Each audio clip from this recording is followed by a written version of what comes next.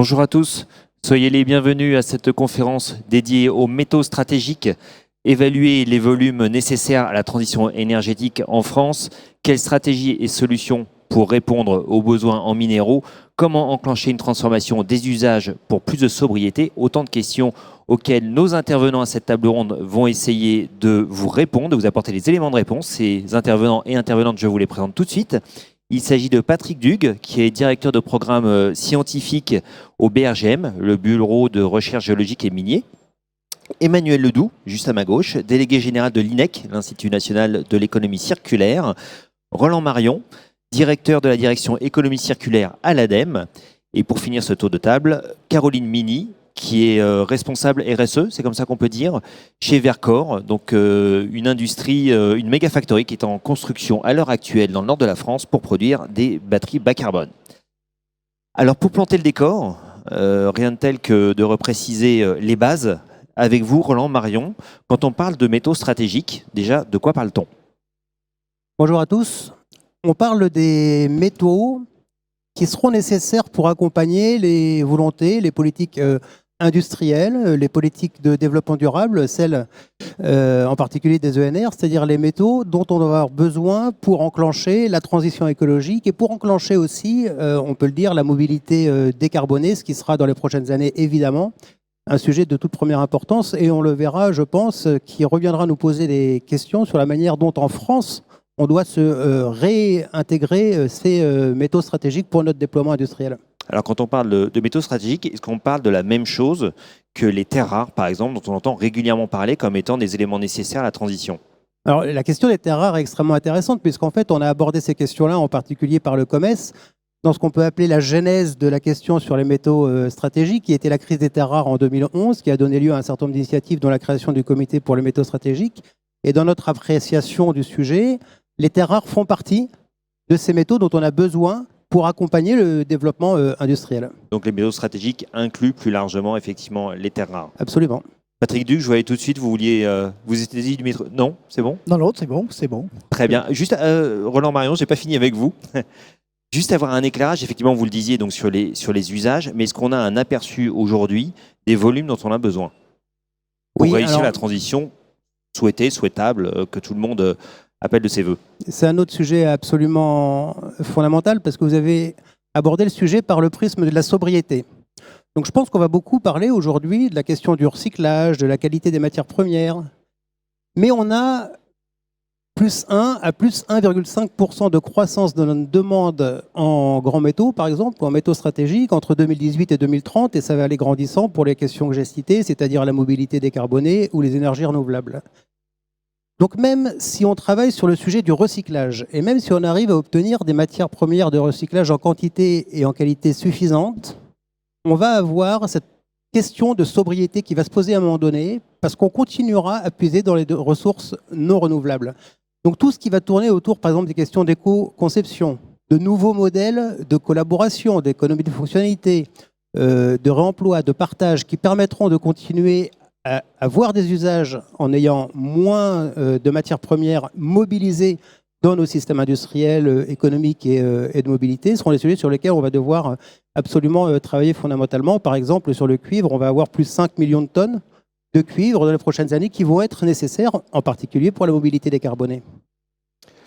Patrick Dugue, quels sont, selon vous, au BRGM, votre regard sur cette question stratégique des métaux? Quelles sont les problématiques et les enjeux en matière d'approvisionnement?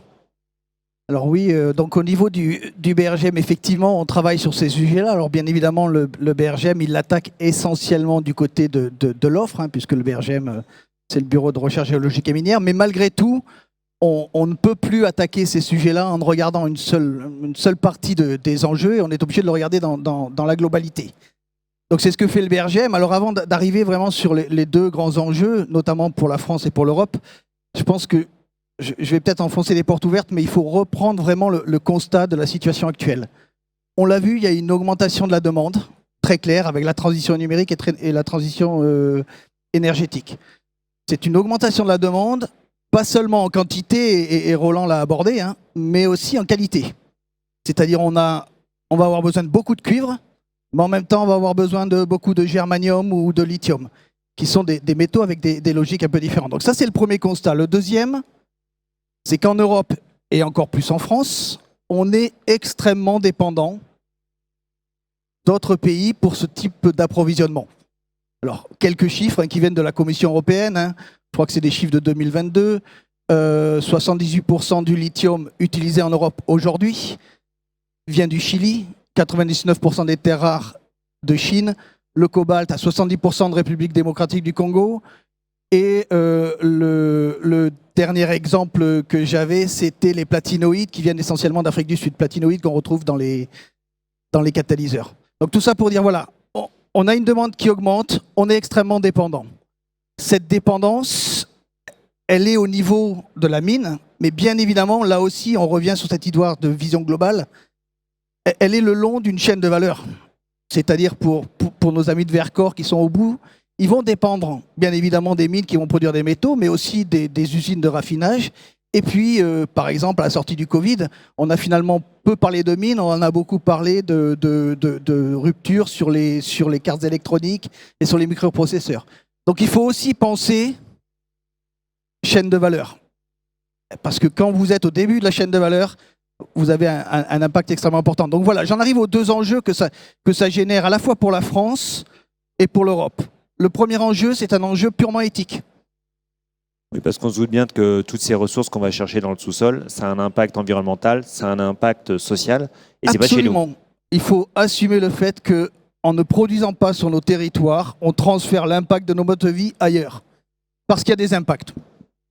C'est une activité industrielle le long de la chaîne de valeur, une fois de plus.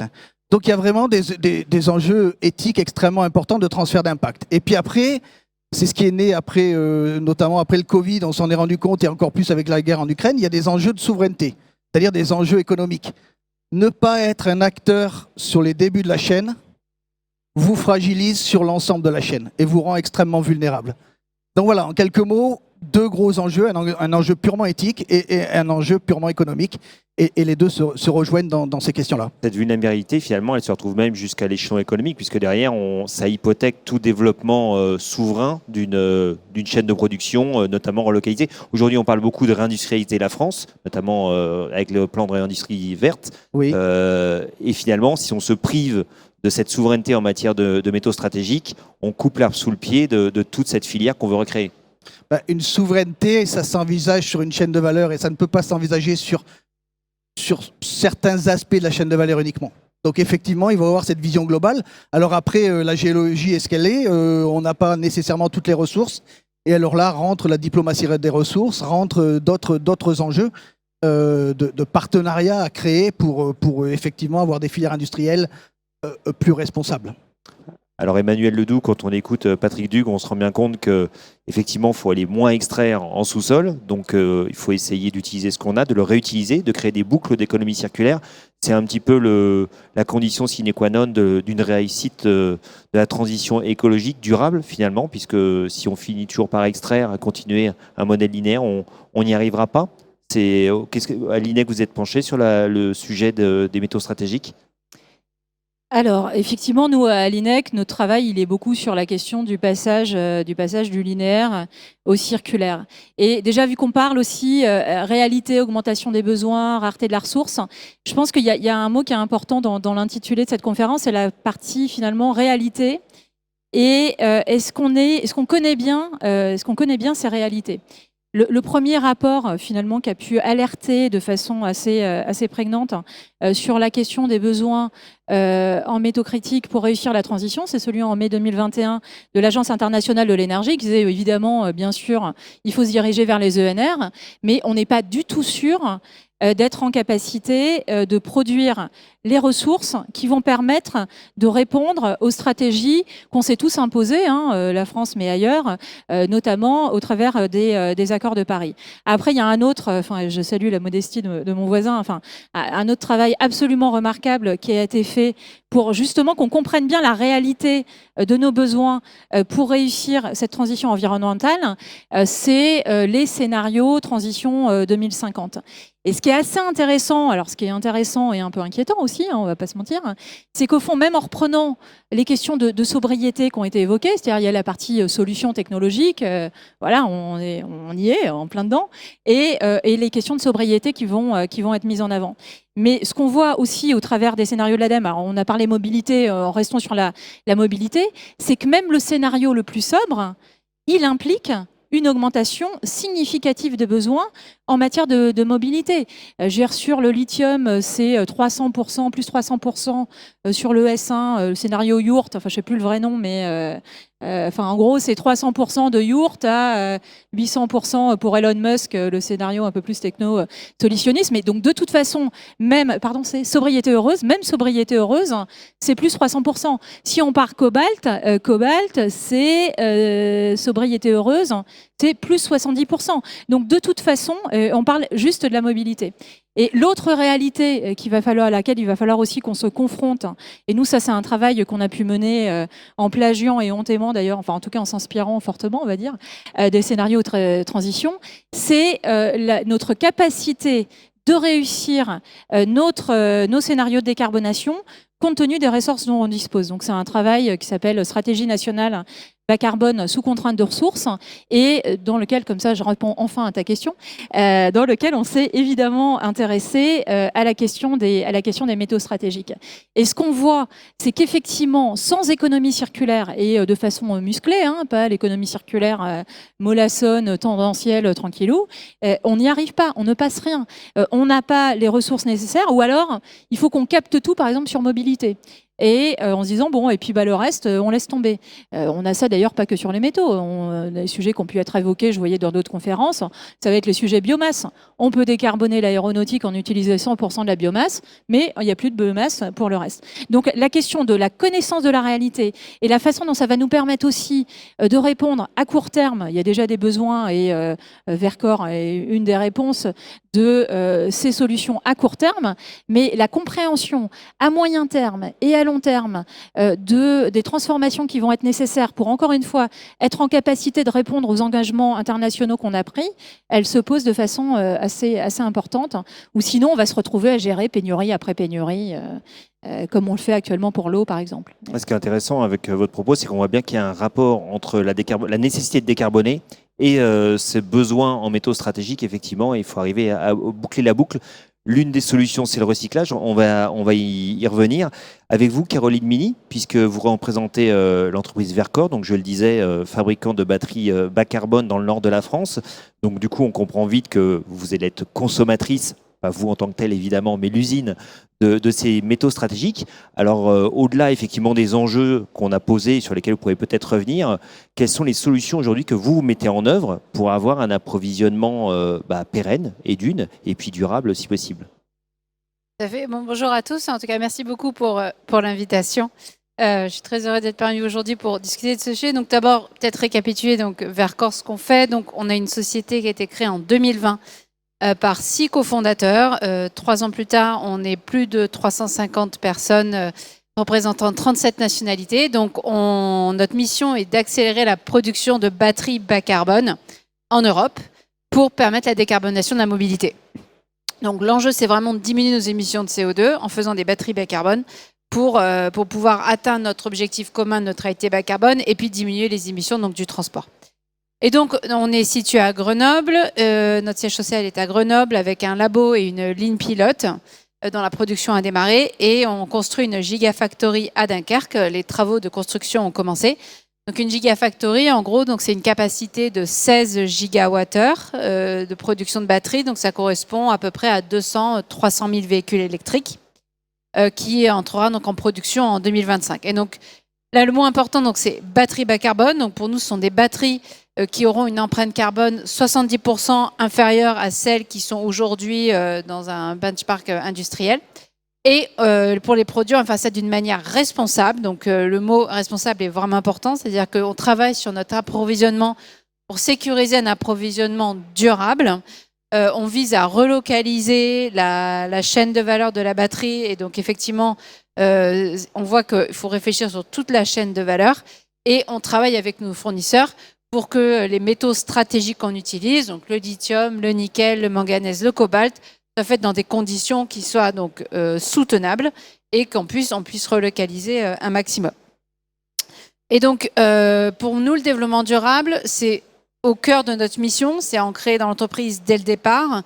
On l'articule autour de 4 piliers. Le premier, c'est l'empreinte carbone. Donc, on fait nos analyses de cycle de vie, on regarde l'empreinte carbone de l'entreprise et des batteries. Le deuxième point, c'est sur la traçabilité. On travaille sur la transparence de notre chaîne d'approvisionnement. C'est-à-dire que on va regarder toute notre chaîne d'approvisionnement depuis donc les matières premières que nous directement on récupère jusqu'à la mine. Et donc là, on va travailler avec nos fournisseurs. Le troisième point, c'est le recyclage. Donc c'est une partie importante justement pour travailler sur la circularité. Donc on vise à recycler les métaux dans les batteries en fin de vie, mais aussi tout ce qui est rebut de production pour les réincorporer notre processus de production et du coup être moins dépendant sur l'extraction. Donc il y a un vrai enjeu de souveraineté, mais aussi d'impact social et environnemental. Et le dernier point, c'est qu'on travaille avec un écosystème à la fois sur la formation, puisque pour avoir une chaîne de valeur de la batterie en Europe, il faut travailler sur la formation et développer l'écosystème. Donc, comme disait Patrick, il faut travailler sur toute la chaîne de valeur. Quand on travaille sur le recyclage, effectivement, on récupère des métaux en bout de chaîne, mais ces métaux-là, en fait, il faut à nouveau les transformer pour qu'on puisse les réutiliser dans la batterie, donc pour avoir des métaux de qualité batterie. Et pour ça, il faut du raffinage. Et donc, il faut développer les capacités de raffinage en France, en Europe, parce qu'aujourd'hui, donc, le raffinage, on parlait d'extraction de lithium, mais 80%, 90% du raffinage de lithium est fait en Chine. Donc du coup, il faut qu'on arrive à développer ces capacités en France pour arriver à amener cette circularité sur la chaîne de la batterie. Alors on entend souvent les détracteurs des véhicules électriques qui disent de toute façon les véhicules électriques c'est pas bien, les batteries aujourd'hui on ne sait pas les recycler. Donc juste comme ça déjà, est-ce que c'est vrai ou est-ce que c'est pas vrai? Est-ce que c'est un argument qui est entendable ou recevable ou alors clairement c'est fake news? Alors les batteries on sait déjà les recycler, les techniques sont connues.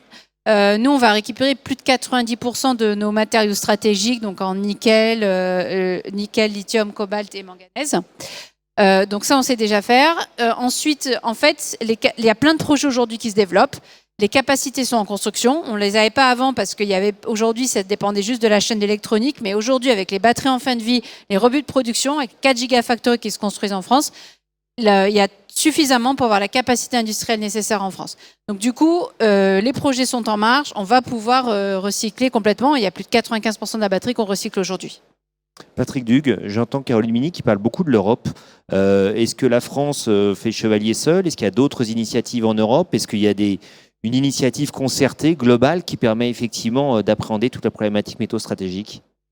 Alors oui, il y a beaucoup d'initiatives en Europe et ça, c'est pas récent. Hein. L'Europe s'est saisie de ces sujets-là d'approvisionnement depuis 2008, avec ce qu'on appelait à l'époque la Raw Material Initiative, qui a été le premier retour de ces enjeux dans l'écosystème politique européen. La France a sans doute un tout petit peu traîné pour rejoindre ce mouvement-là. Soyons clairs, hein, c'est resté jusqu'à assez récemment un sujet qui était porté essentiellement à Bruxelles et dans certains pays miniers qui forcément avaient un intérêt à pousser ces sujets-là. Ça a complètement changé. Hein. La France a mis en place, suite à un rapport qui a fait couler beaucoup d'encre, qui s'appelle le rapport Varin, qui a été produit à la sortie du Covid, avant l'arrivée de la guerre en Ukraine, et qui a mis en évidence toutes les vulnérabilités du système industriel français par rapport à ça. Il y a un certain nombre de décisions extrêmement concrètes qui ont été prises. Hein. La création d'un délégué interministériel qui coordonne l'ensemble de ces actions auprès du Premier ministre, la création de l'OFREMI, l'Observatoire français pour les ressources minérales, qui a pour vocation à avoir une vision stratégique sur ces enjeux, le fonds métaux, un fonds d'investissement extrêmement important qui va encourager l'ensemble, et là je reviens sur cette question du primaire et du secondaire, c'est-à-dire de la mine et du recyclage, c'est une vision globale. Ce n'est pas seulement une question sur la mine, c'est une question sur l'ensemble de la chaîne de valeur. Oui, parce que est-ce qu'on peut espérer de remplacer tous nos besoins par le recyclage? Ou en tout cas une large partie? Très clairement, quels que soient les scénarios aujourd'hui, et sur des projections à 20 à 30 ans, et une fois de plus, quels que soient les scénarios, on pourra tous débattre sur les chiffres, puisque c'est des chiffres que personne ne connaît, puisqu'on regarde l'avenir. Donc c'est forcément, on peut en débattre. Mais il y a très clairement le recyclage en lui-même quand bien même il doit être encouragé au maximum, ne permettra pas d'approvisionner les secteurs industriels pour des raisons assez simples. D'abord la durée de vie. On voit bien, avant de recycler des batteries, il va falloir quand même les utiliser. Avant de recycler des éoliennes, il va falloir les utiliser. Donc il y a la durée de vie. Il y a la complexité des objets. C'est peut-être un sujet qu'on abordera. Je ne sais pas si vous reviendrez là-dessus, mais bien évidemment... La complexité, quoi? Est-ce que c'est pas... la complexité des objets. C'est-à-dire qu'il est, il est assez facile de comprendre que recycler du cuivre ou de l'aluminium présent en grande quantité dans un objet est relativement simple. Quand vous commencez à aller chercher du lithium, du cobalt, du germanium dans une fibre optique présente à de très petites quantités, il n'y a pas besoin de faire beaucoup de calculs mathématiques pour réaliser que, en fait, plus le produit va être dilué, plus il va falloir mettre d'énergie pour le ressortir et le remettre dans la boucle. Donc il y a quand même des limites. Et l'idée, c'est vraiment, derrière tout ça, mais ça, c'est une trajectoire on va dire à moyen terme. Le mot magique, un tout petit peu, c'est l'éco-conception. Tant qu'on n'aura pas une conception des objets qui permet d'envisager dès le début leur recyclage, eh ben, on sera toujours avec des limites assez importantes. Alors, je n'ai pas répondu à votre question sur l'Europe, mais on pourra y revenir. Non, mais allez-y, je vous en prie. Puisque c'était la question que je vous ai posée, voilà, effectivement. Oui, je ne sais pas pourquoi je suis parti sur une autre voie. Non, mais sur la France, mais c'était intéressant aussi que vous reveniez voilà, notamment sur cet observatoire et la manière dont on s'en empare. Je vais aller jusqu'en Europe, du coup. J'ai parlé de la France parce qu'effectivement, la France a été relativement discrète, on va dire, dans les premières années de ces enjeux. Aujourd'hui, elle a pris un leadership européen et elle accompagne ce qu'on appelle le Critical Raw Material Act, qui est une réglementation européenne qui va s'imposer à tous, qui est en discussion aujourd'hui à Bruxelles, qui devrait être, si tout se passe bien, voté avant la fin de l'année, on l'espère, ou peut-être début 2024, et qui embarque toutes ces questions-là avec des obligations réglementaires extrêmement larges, et une fois de plus, qui embarque des enjeux sur la mine, comment redévelopper des activités extractives sur le territoire européen, et des enjeux d'économie circulaire, comment développer des solutions d'économie circulaire qui embarquent le recyclage sur le territoire européen. Roland Marion, Emmanuel Ledoux nous parlait effectivement de l'étude ADEME qui permettait effectivement d'avoir une approche prospective sur les besoins à venir. Mais au-delà de ça, j'entendais Caroline Mini qui disait que tout était à construire quasiment. Finalement, on est en train de construire une filière qui n'existe pas. Comment est-ce que l'ADEME se positionne pour accompagner ces développements, cette structuration d'un tissu industriel ? Alors nous, on travaille essentiellement, si vous voulez, sur 3 axes. Le premier, c'est celui de l'observation, et Patrick vient de le citer avec un travail conjoint qu'on mène sur l'OFREMI, sur l'observation sur le sujet. Le deuxième, c'est sur la connaissance, et le troisième, sur les financements. Donc on pourra revenir, si vous voulez, sur les questions de financement, de l'innovation à la généralisation. J'aurais juste cité 2 objets de connaissance sur lesquels on est en train de travailler. Le premier, qui sera dévoilé dans toutes ses longueurs à 14h au Forum Économie Circulaire, sur les grands métaux. Donc acier, aluminium, nickel. Donc je vais pas tout dévoiler, mais juste quelques sujets de compréhension qu'on a de cette étude. Premièrement, pour dire qu'effectivement, sur ces grands métaux, on recycle bien en France. C'est-à-dire on recycle beaucoup en quantité. Maintenant, cette quantité recyclée en France, elle est beaucoup exportée encore. Pour différentes raisons. La première raison, donc Vercors fera partie des solutions, c'est qu'on n'a pas encore complètement le tissu industriel pour venir capter les matières premières recyclées à réincorporer dans des process industriels. Donc ça va évoluer avec la loi sur l'industrialisation, avec la mise en place de différents acteurs économiques sur le territoire. Et la deuxième, c'est que la qualité des matières recyclées en France n'est pas toujours en adéquation avec les qualités normatives ou les qualités réglementaires attendues dans des nouveaux produits.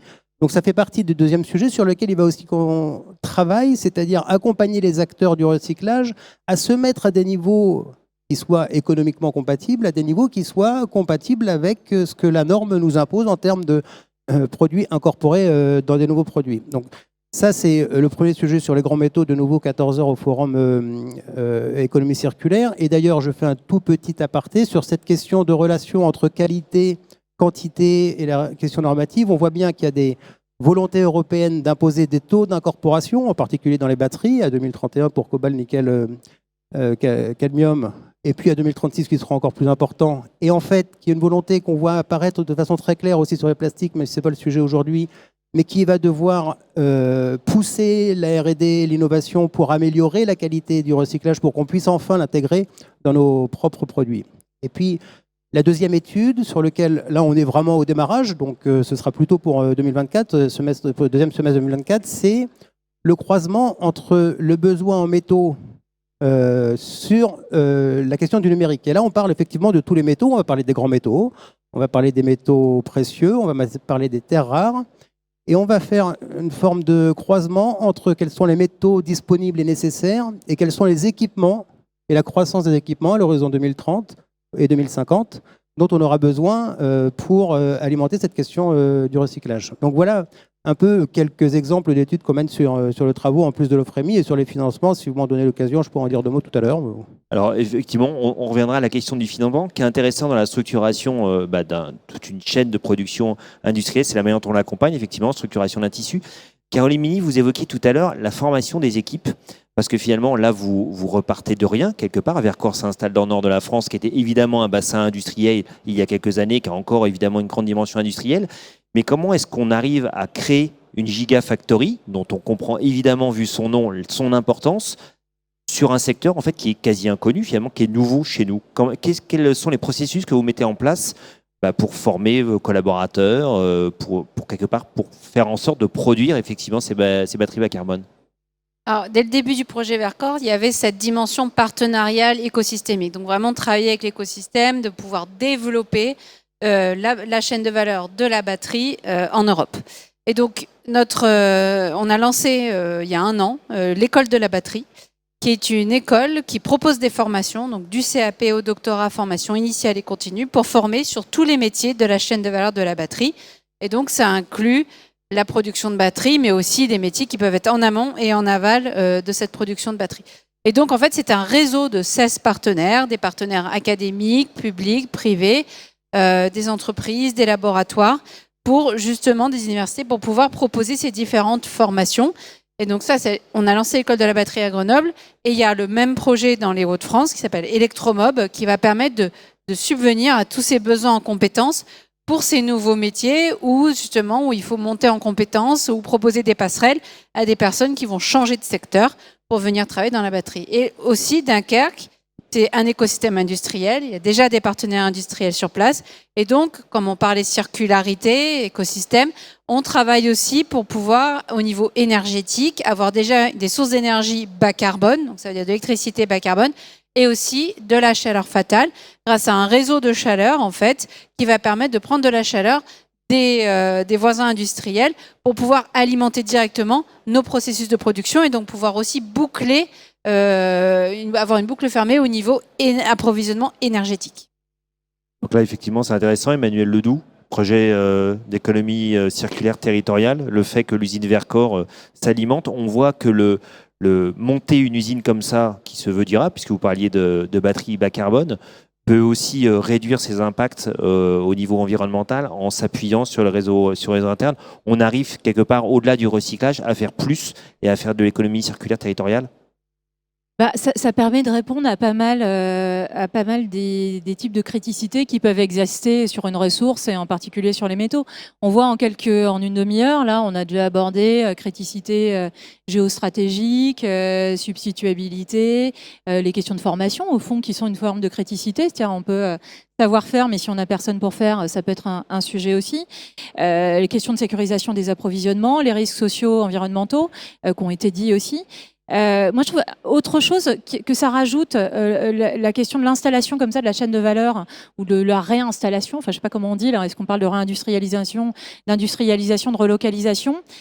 Ça montre qu'on est quand même. Alors, ça va être un peu emphatique, quoi. Mais on est vraiment à un tournant de l'histoire. C'est-à-dire que finalement, toutes ces questions-là, réindustrialisation, relocalisation, etc. On en parlait beaucoup pendant des années, mais enfin, on va être lucide, il se passait quand même pas grand-chose. Voilà, quand vous vous souvenez de la FREC, la feuille de route économie circulaire, on parlait de ces sujets de sécurisation des approvisionnements. Pour autant, c'était un bon sujet pour les colloques et pour les personnes qui qui travaillaient dans le développement durable, mais globalement, même la loi GEC qui est arrivée juste après, on n'en parlait pas trop. Et puis depuis, il y a eu la pandémie, la fermeture complète du pays, il y a eu des crises géopolitiques quand même là qui s'enchaînent de façon significative. Et finalement, ces questions-là de risque dans nos approvisionnements, de risque sur la pérennité des modèles économiques et ce besoin de bouger vite, il arrive de façon très prégnante. Et là, on est à un moment qui me paraît assez clé de l'histoire où il va falloir qu'on passe, c'est là où ça risque de pas être simple aussi, et encore une fois, il faut qu'on affronte la réalité, j'aime bien ce mot, mais on va passer d'une économie invisible à une économie visible.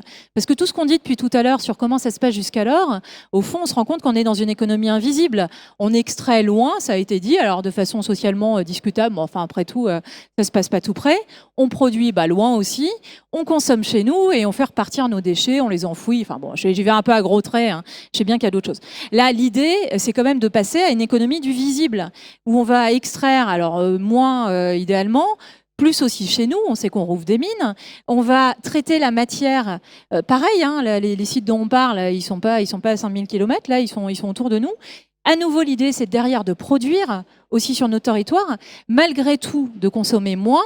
Et à la fin, à nouveau, ça va être dans notre jardin, enfin tout ça. Donc ces transformations, c'est pas la transformation numérique où on met 3 HEC dans un garage et hop, on a 2 algorithmes et plusieurs milliardaires. Là, on est dans des transformations qui sont lourdes, qui sont chères. On a évoqué les financements qui vont devoir être infiniment significatifs, On va y revenir. qui vont être publics parce que le privé, il a un petit peu de mal à investir quand même à ce stade sur des modèles économiques qui n'existent pas encore, parce que le modèle économique le plus viable à court terme, pas à moyen à long terme, mais à court terme, c'est quand même d'importer des produits qui sont moins chers. Donc là, encore une fois, affronter la réalité, la transformation et de voir que, encore une fois, les zones où vous allez installer les usines, il va falloir les formations, il va falloir financer ça de façon magistrale et tout ce qu'on appelle tous de nos voeux, tout ce qu'on demande, en fait, maintenant, il va falloir qu'on le veuille vraiment. Et alors dit comme ça a l'air un peu idiot et au fond, c'est pas si simple. Hein, mais... Alors moi, ce que je note dans vos prises de parole, c'est que développer l'économie circulaire, c'est bien. Développer des boucles, c'est encore mieux. Développer des boucles vertueuses, c'est ce que l'on cherche véritablement. Vercors le fait notamment avec des projets d'écologie industrielle des territoires. Patrick Dug, au BRGM, est-ce que vous travaillez sur la question des économies d'énergie, sur les process de recyclage ? Alors, on travaille sur les économies d'énergie, sur l'ensemble des process qui peuvent être mis en place pour produire des métaux et des matériaux. C'est-à-dire que cet enjeu, là encore, je fais le lien entre la mine et le recyclage. Les grands enjeux de la mine aujourd'hui, c'est les mêmes que les grands enjeux du recyclage et des usines de recyclage. C'est des activités industrielles, il faut dépenser moins d'énergie, donc il faut optimiser les procédés pour dépenser moins d'énergie. Il faut décarboner l'activité industrielle en elle-même. Donc ça, c'est un enjeu qui est totalement partagé. Hein. Si vous allez aujourd'hui en Suède ou en Finlande, qui sont des grands pays miniers, je peux vous dire que c'est une priorité absolue. Le deuxième enjeu, c'est l'eau. Parce que, aussi bizarre que ça puisse paraître, on utilise beaucoup d'eau dans les processus d'activité minière, mais on va aussi en utiliser. Y compris de recyclage ? Oui, je pense que à partir du moment où vous allez passer dans des voies, ce qu'on appelle l'hydrométallurgique, hein, c'est-à-dire qu'il y a 2 grandes voies pour produire des métaux. Hein, on monte en température, on fait de la fonderie, on fait de la pyrométallurgie, ou on fait de l'hydrométallurgie pour arriver, et comme son nom l'indique, dans l'hydrométallurgie, il y a utilisation d'eau. Donc il y a un enjeu de valorisation de l'eau, de boucles fermées, pour éviter, bien évidemment, de gaspiller l'eau. Et on sait à quel point c'est important sur le territoire national, bien sûr, mais honnêtement, c'est un sujet qui est encore plus prégnant dans certains continents, bien évidemment. Et le dernier point, si vous me permettez, c'est les déchets également. Parce que, in fine, quoi que vous fassiez, même du recyclage, il y a toujours une gestion de déchets qu'on va tous chercher à transformer au maximum en sous-produits.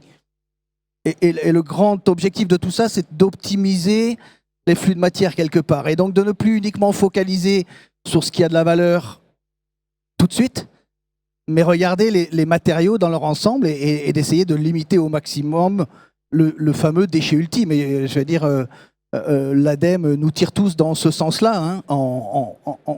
Il faut absolument éviter les déchets ultimes. Donc, est-ce que le BRGM travaille là-dessus? Oui, sur ces 3 angles. Diminution de l'énergie, diminution de l'eau et diminution de la production de déchets. Roland Marion, vous vouliez évoquer le sujet financement peut-être avant qu'on fasse passer le micro dans la salle pour voir s'il y a des questions. Effectivement, quels sont les moyens qui sont mis aujourd'hui pour développer toute cette chaîne de valeur, toute la relocaliser chez nous?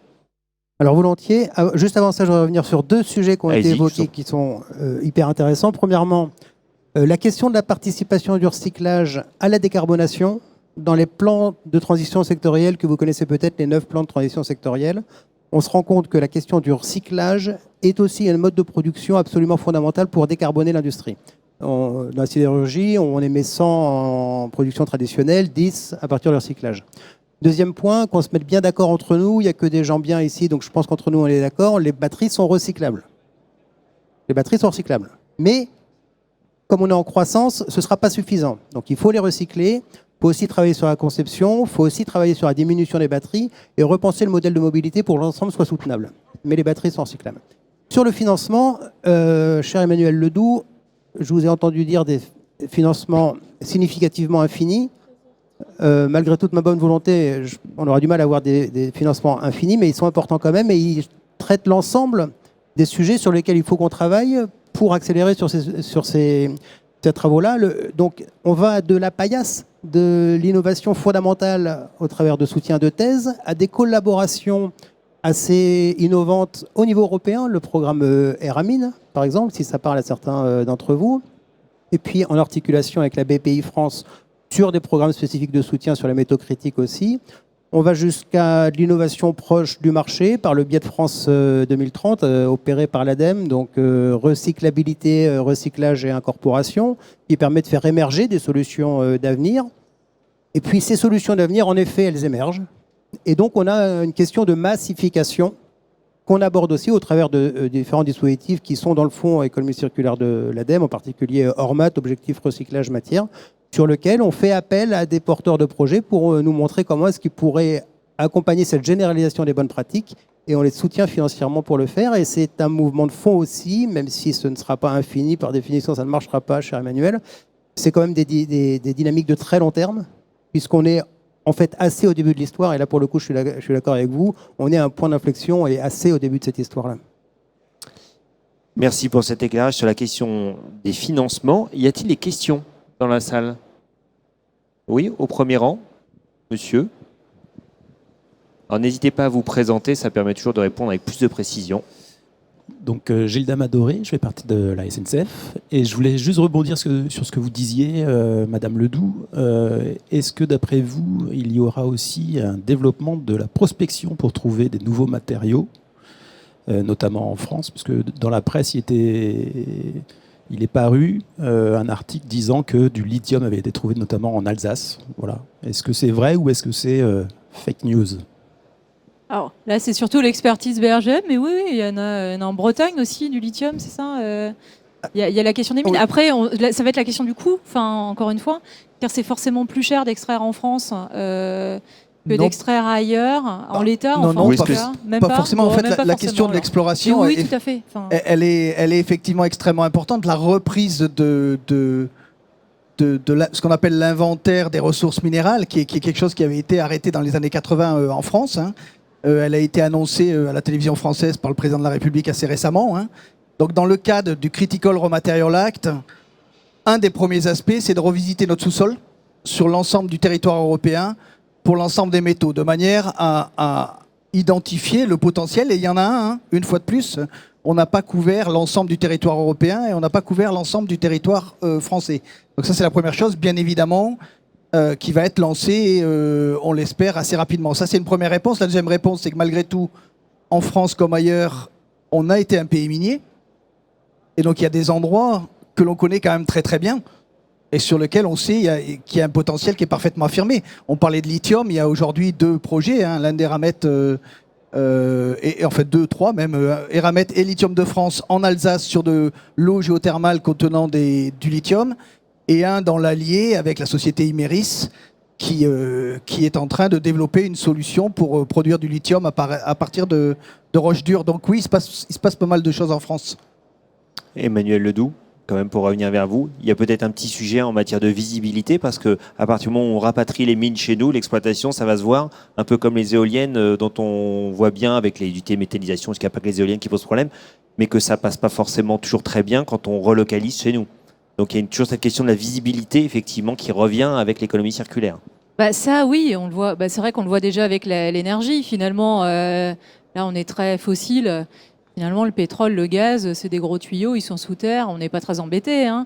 On voit bien que dès qu'on passe éoliennes, panneaux photovoltaïques, qu'on installe des méthaniseurs ou des EPR, les choses sont beaucoup plus compliquées. Donc ça fait partie, et c'est pour ça, encore une fois, je salue vraiment l'excellente qualité du travail qui est fait par l'ADEME avec Transition, qui permet finalement d'outiller ce que ça va donner la suite, de comprendre, et avec en plus une vocation assez grand public. Mais oui, très clairement, il va falloir qu'on travaille collectivement sur ces questions d'acceptabilité. Parce que c'est dedans qu'on doit s'inscrire de façon évidente, déjà pour sauver la planète, ce qui sera en soi déjà une bonne nouvelle, mais enfin aussi pour sauver notre économie, ce qui est quand même hyper important également. Donc voilà, s'inscrire dans les limites planétaires, ça va forcément avoir une forme de coût paysager, au fond, qu'il faut qu'on soit en capacité d'anticiper, et puis qu'on voit aussi les limites qu'on met. Hein. Je sais que par exemple, le deep mining a été pour l'instant, c'est pas quelque chose qui a été repris pour tout un tas de raisons environnementales. Donc voilà, il faut encore une fois, il y a vraiment cette idée de partage, et c'est peut-être un point, alors, je sais pas si c'est complètement dans le sujet, mais qui me paraît important aussi, et qu'il va falloir qu'on se pose assez rapidement, c'est comment, finalement aussi, pour ces raisons d'acceptabilité, on travaille sur une forme de juste allocation de la ressource. Parce qu'on voit là aussi que la ressource, elle est limitée, qu'elle a un coût dans sa transformation, dans sa gestion. Et qui c'est qui va l'avoir au final? C'est ceux qui vont pouvoir payer le plus cher, c'est ceux qui vont en avoir le plus besoin. Dans ce cas-là, comment on prouve? Et cette place, enfin, qui pour moi est la place de la planification écologique, mais enfin ça a l'air d'être aussi le cas pour le gouvernement, parce qu'on a un secrétariat général à la planification écologique, mais cette idée vraiment de juste partage sur la durée et de créer des mécanismes correctifs au marché, parce que au fond les décisions, elles doivent être prises en fonction d'une forme d'intérêt général et de transformation du pays qui s'inscrit sur la durée. Ça fait partie des choses sur lesquelles il va falloir qu'on travaille aussi de façon collective, et probablement assez rapidement. On voit déjà tous les problèmes qu'on peut avoir sur l'eau, et il n'y a pas de raison qu'on n'ait pas les mêmes sur le lithium, le cobalt, enfin, et tous les métaux qu'on a pu citer à horizon 5 ans ou 10 ans. Effectivement, l'enjeu éthique, il n'est pas que vis-à-vis de l'étranger, il est aussi en France, savoir qui aura accès à la ressource. Caroline Mini, vous vouliez également ajouter qu'on est quand même à un vrai virage aujourd'hui, avec un ensemble de réglementations au niveau européen qui font changer les choses. Il y a une mise à jour du règlement batterie là, qui a été adoptée à l'été dernier, où chaque batterie va porter son empreinte carbone. Donc ça va changer les usages. Déjà, la façon dont on perçoit, la façon dont on se transporte, notre choix dans la mobilité. Dans ce règlement batterie aussi, la transparence de notre chaîne d'approvisionnement, d'où viennent les métaux, dans quelles conditions ils ont été produits. Et il y a cet autre règlement qui est le Critical Raw Material, qui commence par un état des lieux des métaux, mais aussi avec des objectifs en termes de production et de capacité de recyclage, de raffinage. Et aussi, nous, en termes de batterie, on a des objectifs de contenu recyclé dans les batteries. Donc il y a un vrai changement. Le but, nous, on l'a toujours avancé, c'est que nos déchets, ils restent en France, parce qu'aujourd'hui, quand les déchets sont traités, ils partent en Chine pour revenir. L'intérêt, c'est que nous, on traite nos déchets en France pour pouvoir les réincorporer directement dans nos processus de production. Et là, il y a un vrai changement. On revient vers quelque chose d'écosystémique. Et donc, il faut voir cet engouement qui est fort, et on va dans la bonne direction. Patrick Duc. Oui, je voulais compléter sur l'opposition. Alors l'opposition à l'activité extractive, c'est aussi une opposition qu'on va retrouver sur l'ensemble de la chaîne de valeur. Hein. Et en fait, il y a 3 types d'opposition. Il y a une opposition réellement, le fameux not in my backyard, c'est-à-dire que personne d'entre nous ne souhaite avoir une usine, quelle qu'elle soit, une mine ou une usine dans son jardin, c'est logique, ça se gère. Je prends souvent cet exemple, je viens d'une région dans laquelle le TGV est arrivé et a traversé le jardin de beaucoup de personnes, et pour autant, 30 ans après, je crois, finalement, les choses sont faites. Donc ça, c'est un type d'opposition, et ça se gère. Le deuxième type d'opposition, c'est pas vraiment une opposition, c'est des gens qui nous forcent tous les acteurs à être un tout petit peu plus vertueux, à être beaucoup plus vertueux et à démontrer ce qu'on fait. C'est-à-dire, ils poussent vers la mine responsable, mais on va être plus large, hein, l'approvisionnement responsable. Et pas le greenwashing. Et donc là, on est challengé sur des questions techniques, sur des questions réglementaires. Et on essaye les uns les autres à notre niveau de répondre à ça. Et je pense que honnêtement, on a des réponses. Quand je vois l'approche, c'est pas que je veux faire de la publicité pour Vercors, hein, j'ai pas d'accord avec Vercors, mais leur approche, l'intégration extrêmement sincère de l'approche cycle de vie, de l'intégration de la vision globale des impacts, si tous les industriels du secteur mettent ça en place, on va aboutir à forcément des solutions qui sont des solutions optimisées. Et puis la troisième et dernière opposition, celle-là, elle est quasiment philosophique et politique. Et là, quelque part, c'est chacun d'entre nous qui aura une vision par rapport à celle-là. C'est des questions de qu'est-ce qu'on veut faire du monde de demain. C'est des questions sur la décroissance, c'est des questions sur est-ce qu'on a besoin de voitures, est-ce qu'on a besoin d'avions, est-ce qu'on a besoin... Mais vous voyez, on aborde là un autre sujet. Voilà, ça devient un avis citoyen et non plus un avis scientifique en ce qui nous concerne. Merci, merci à vous quatre pour vos éclairages. Merci à vous tous d'avoir suivi cette conférence. Malheureusement, on est arrivé au bout du temps qui était imparti, mais ce que je vous propose, c'est de continuer les discussions entre vous à la descente de l'estrade. Il est 12h30, c'est fini. Merci à vous de nous avoir suivis.